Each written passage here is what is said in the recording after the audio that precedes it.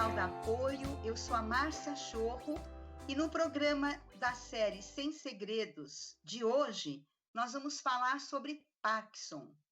É possível evitar?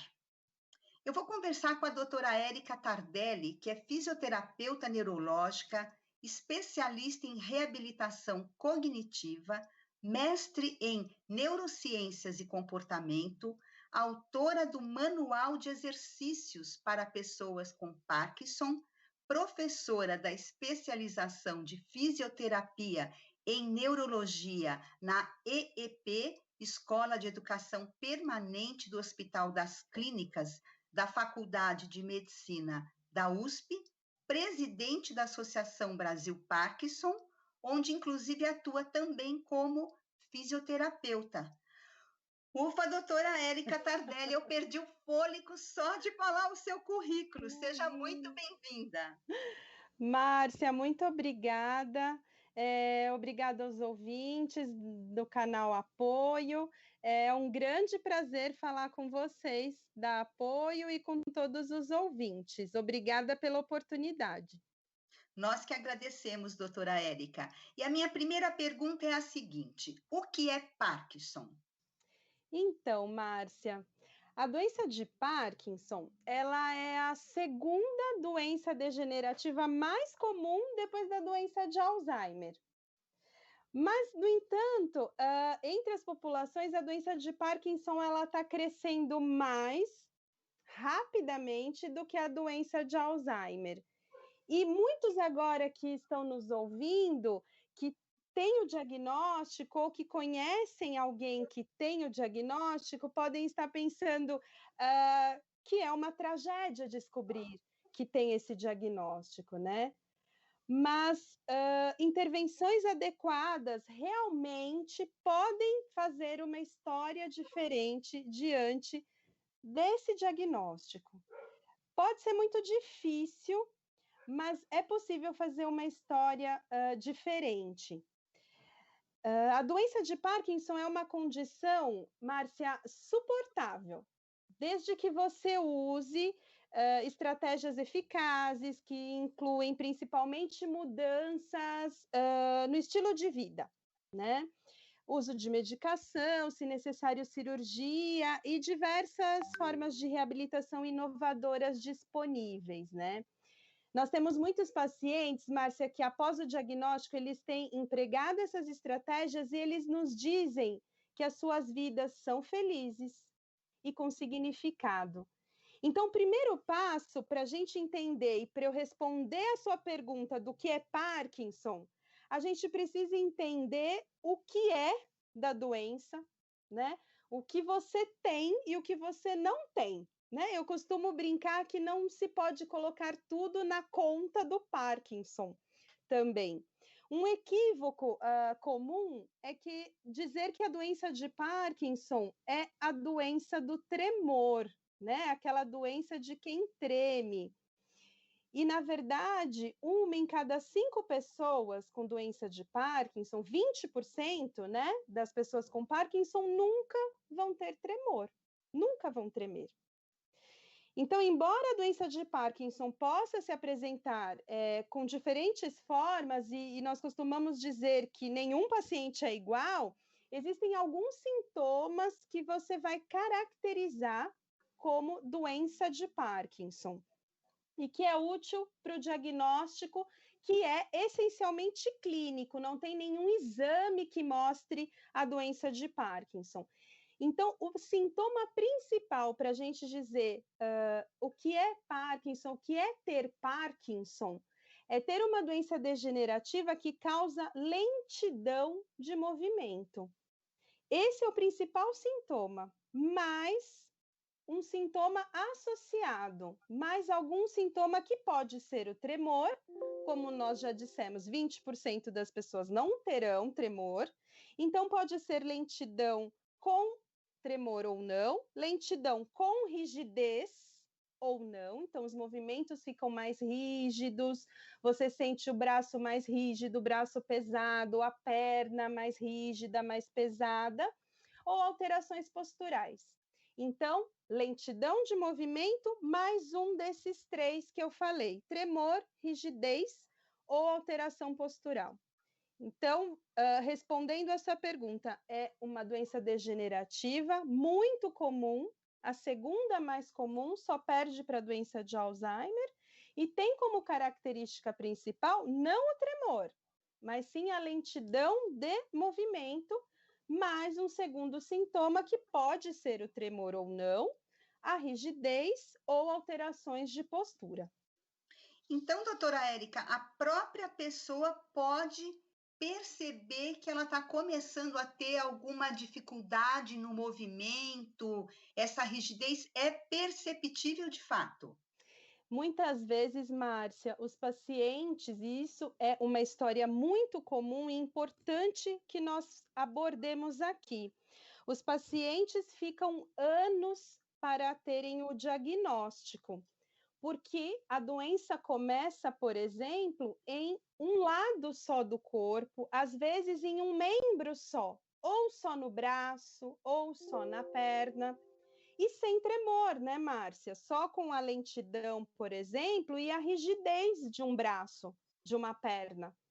Então, muitas vezes, esses pacientes são encaminhados para ortopedistas, são encaminhados para reumatologistas, para outros especialistas que não um neurologista experiente que possa fazer esse diagnóstico. Como eu disse anteriormente, é um diagnóstico clínico, depende da expertise do profissional para identificar.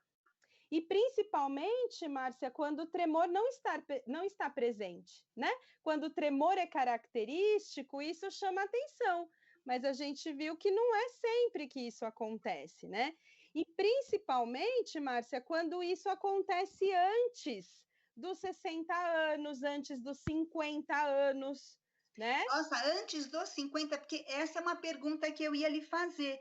Se o Parkinson está presente em todas as faixas etárias ou tem um grupo de maior risco para apresentar a doença de Parkinson? Olha, Márcia, a gente brinca que se tem uma forma de prevenir é você não envelhecer, né?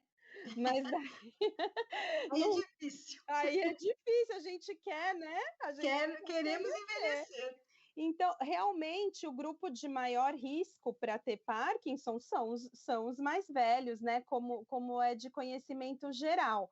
Então, depois dos 40 anos, Márcia, a chance de você desenvolver Parkinson triplica a cada década, né? Nossa. Mas existem 2% aproximadamente dos pacientes, então é raro, mas 2% podem ter antes dos 40 anos até, Nossa.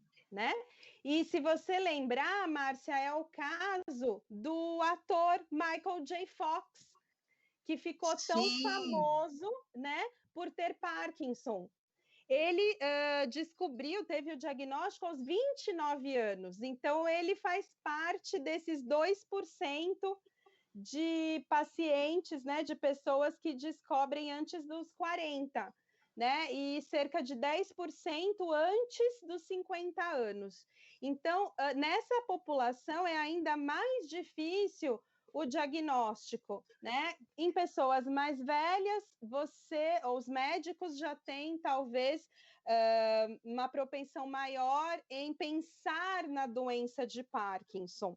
Mas em pessoas mais jovens, com sintomas muito leves, assimétricos, de um lado só do corpo, sintomas ainda muito leves, eles ficam, por vezes, muito tempo até conseguir ter o diagnóstico, né? Entendi, doutora. E é possível retardar a evolução da doença? Ela evolui e eu posso fazer algo para evitar essa evolução? Essa é uma boa pergunta, né, Márcia? Acho que essa é a pergunta de ouro que todo mundo gostaria, né? É. Como eu faço para evitar ter uma doença degenerativa que a gente está falando, que está crescendo muito, né? Então, que está crescendo mais rápido do que a doença de Alzheimer e que pode acontecer, inclusive, em pessoas mais jovens, né? Mas eu vou te falar que a doença de Parkinson, ela é uma combinação de fatores genéticos e fatores ambientais. E mexer com a genética é um pouco mais complicado, mas talvez nós possamos, então, agir nos fatores ambientais, né? E alguns deles são, por exemplo, os pesticidas, a poluição, os solventes. Então, existem trabalhos mostrando que o uso, né, dessas substâncias e as pessoas que trabalham com essas substâncias têm uma chance maior de ter a doença de Parkinson. Então, por isso, a gente tem uma tendência a pensar que não consumir alimentos que tenham pesticidas possa ajudar a diminuir a chance. Então, os alimentos orgânicos, né? Ainda que não existam trabalhos que sejam muito robustos mostrando isso. E também, de uma outra maneira, as dietas, né, que são consideradas aí as dietas do Mediterrâneo, que são aquelas dietas que todo mundo já conhece, amplamente divulgadas pela mídia, de vegetais, de peixes, né? De azeite. Então, parece que elas têm muitos antioxidantes, né? São abundantes nesses antioxidantes e que poderiam reduzir os aglomerados de substâncias alfa-sinucleínas que ficam nas células e que fazem a degeneração celular. Então, pode ser que isso possa ajudar. Então, se alimentar com a dieta do Mediterrâneo, e aí de preferência orgânico, o exercício físico, e aí não é novidade, né, Márcia? Porque para todas as doenças, o exercício físico é fundamental, o exercício aeróbio, né? E parece que a cafeína, Márcia, tem um fator protetor, né? Tem alguns trabalhos que mostram que a ingestão de cafeína ao longo da vida pode ser um componente protetor celular aí para os neurônios dopaminérgicos. Mas teria que ser um consumo entre 1 a 4 xícaras de café por dia. E aí a gente sabe que a cafeína também tem os seus problemas com o consumo maior, né, ao longo do tempo, ansiedade, enfim, outras questões, né? Mas o que nós poderíamos, então, tentar do ponto de vista ambiental seria a questão de diminuir os pesticidas e daí com políticas públicas, né, Márcia, que pensassem melhor nessa questão da proibição desses pesticidas, e existem alguns mais relacionados à doença de Parkinson, como o paraquat, que recentemente foi liberado, infelizmente. Então, repensar essas questões, né? E nós tentarmos nos alimentar melhor, fazer exercício. E se você já gosta do cafezinho, né, Márcia? Então parece que ele pode ajudar, mas não é para sair tomando litros, por favor.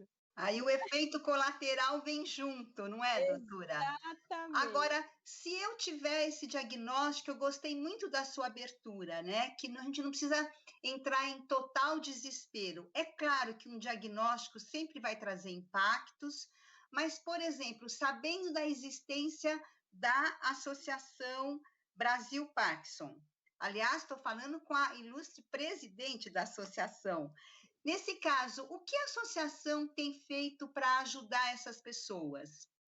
Então, Márcia, a missão da associação há 35 anos é justamente oferecer tratamento interdisciplinar, então, em diferentes áreas de reabilitação para essas pessoas e apoio aos cuidadores, aos parceiros de cuidado, né, aos familiares, apoio no sentido de informação adequada, para que você saiba, como eu disse no começo, o que é da doença, o que não é da doença, para que você possa se empoderar dessas informações e da melhor maneira possível, viver bem com a doença de Parkinson, ou viver o melhor possível, né?